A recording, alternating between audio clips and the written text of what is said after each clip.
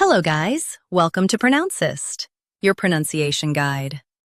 Today we will learn how to pronounce the word shown on the screen, inveterate. First, let's hear its American pronunciation.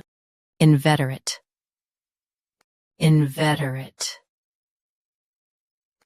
Now, read the syllables of U.S. pronunciation shown on the screen naturally.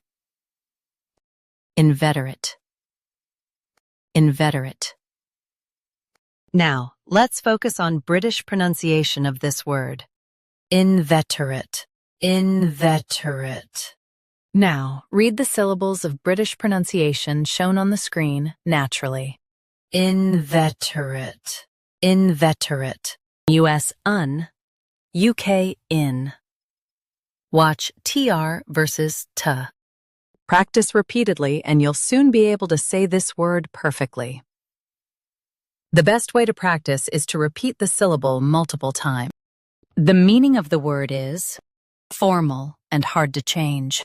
Try repeating this word several times to improve your pronunciation.